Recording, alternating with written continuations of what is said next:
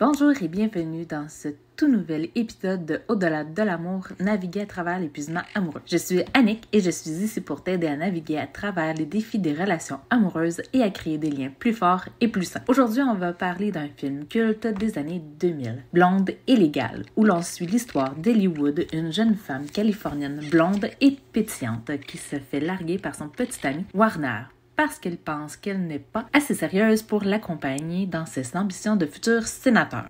Plutôt que de se laisser abattre, Ellie décide de tout faire pour le reconquérir. Elle s'inscrit à Harvard pour étudier le droit en pensant que cela lui permettra de le récupérer. Mais au fur et à mesure de son parcours, elle découvre que l'université de droit et sa future carrière ne sont pas là pour plaire à Warner, mais pour la réaliser elle-même. J'ai choisi de parler de ce film après avoir vu une interview récente de Reese Witherspoon, l'actrice principale, qui revenait sur les 20 ans écoulés depuis la sortie du film. Ce qu'elle a partagé m'a beaucoup inspiré, notamment lorsqu'elle a parlé du rôle d'Ellie Wood à jouer dans sa propre vie et de la manière dont ce personnage a permis de représenter l'autonomisation des femmes et l'importance de faire les choses pour soi-même plutôt que pour plaire à un autre. Cette réflexion m'a également amené à aborder la question de l'authenticité dans les relations, qui est au cœur de cet épisode. Dans cet épisode, on va discuter de l'évolution du personnage d'Ellie Wood, de ce qu'elle représente pour l'autonomisation des femmes, mais aussi de l'importance de ne jamais jouer de rôle pour plaire à quelqu'un comme elle l'a fait au début. Parce qu'au final, il est essentiel de faire les choses pour soi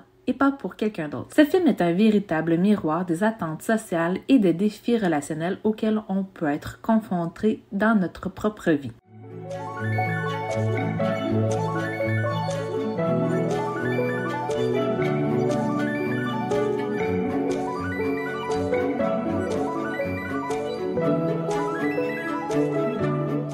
Dans Blonde et légale, au début du film, Ellie Wood se lance dans un parcours improbable à Harvard, principalement dans l'espoir de récupérer son ex-petit ami Warner, qui l'a larguée parce qu'il croyait qu'elle n'était pas sérieuse ou à la hauteur de ses ambitions politiques. Elle se transforme donc, ou du moins, essaie de se transformer pour répondre à ses attentes. Elle veut devenir quelqu'un d'autre, s'adapter à un rôle qui ne lui correspond pas. Elle pense que devenir une femme différente, plus sérieuse et académique l'aidera à récupérer Warner. Cependant, au fil du film, elle réalise qu'elle ne doit pas s'efforcer d'être quelqu'un qu'elle n'est pas pour être aimée ou pour réussir dans la vie. Elle commence à se rendre compte que sa véritable force réside dans le fait d'être authentique, d'assumer pleinement sa personnalité et ses passions. Ce qui au départ semble être une quête pour plaire à un homme devient une quête pour se réconcilier avec elle-même, pour s'accepter telle qu'elle est et comprendre qu'elle mérite bien plus que d'être simplement le stéréotype de l'épouse parfaite pour un futur sénateur.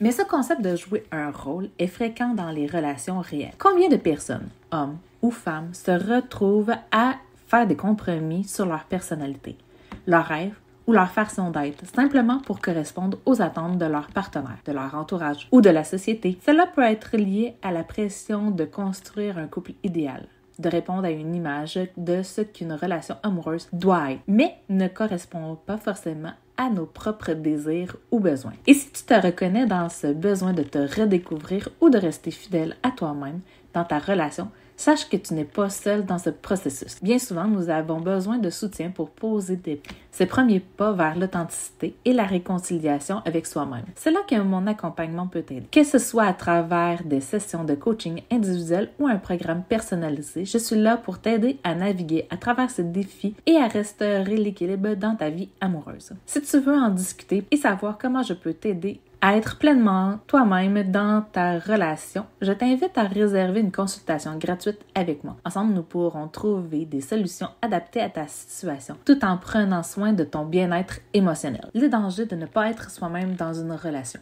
Il y en a 3. Tout d'abord, il y a la perte d'identité personnelle. Lorsqu'on joue un rôle pour plaire à quelqu'un d'autre, cela peut entraîner un sentiment de perte d'identité. On finit par se retrouver dans une relation où on ne se reconnaît plus, où on met de côté nos propres valeurs, nos passions et aspirations, simplement pour répondre à ce que l'autre veut de nous. Ensuite, il y a la détérioration de l'estime de soi. Le fait de constamment essayer de se conformer à ce que l'autre attend peut aussi mener à une baisse de l'estime de soi. On commence à penser que nos vrais désirs ne comptent pas et qu'il faut se transformer pour être aimé. Cela peut entraîner une frustration croissante et un sentiment de ne jamais être suffisamment bon ou assez soi-même. Et pour finir, il y a l'épuisement émotionnel. Jouer un rôle dans une relation demande une énergie émotionnelle énorme. Cela devient épuisant de devoir constamment être quelqu'un que nous ne sommes pas, de ne pas pouvoir être pleinement honnête dans sa relation. Ce genre de comportement génère ce que l'on appelle l'épuisement amoureux, car on investit une quantité d'énergie disproportionnée à faire plaisir à l'autre au détriment de notre propre bien-être. L'importance de se retrouver soi-même. Au fur et à mesure du film, Hollywood apprend que le véritable succès, le véritable amour et le véritable épanouissement vient de l'authenticité. Elle découvre qu'elle peut être elle-même,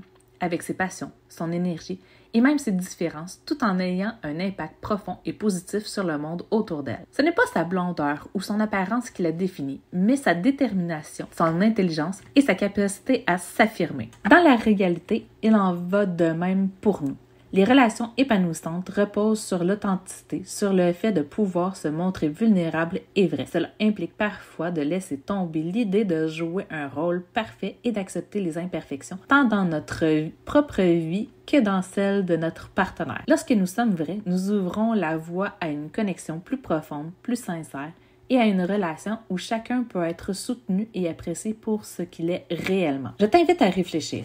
Dans tes propres relations, te sens-tu libre de montrer qui tu es réellement ou te sens-tu parfois obligé de jouer un rôle pour plaire? Est-ce que cela affecte ton bien-être ou, et si oui, comment pourrais-tu commencer à être plus authentique même si cela te met dans une position plus vulnérable? Alors, si tu sens que c'est le moment pour toi de faire les choses pour toi-même et de ne plus jouer un rôle, je t'invite à prendre rendez-vous pour une consultation gratuite en cliquant sur le lien dans la description de l'épisode. Reprends le contrôle de ta vie amoureuse et de ton épanouissement personnel. Et si tu veux encore plus de conseils, n'hésite pas à me rejoindre sur mes réseaux sociaux, que ce soit sur Facebook, Instagram ou YouTube. Je serai ravie d'échanger avec toi et de t'aider à avancer sur ton chemin. Et voilà, c'est tout pour cet épisode sur l'authenticité dans les relations et l'importance de ne pas jouer un rôle pour plaire à l'autre. Comme l'a montré Hollywood dans Blonde et Légale, se réapproprier son identité,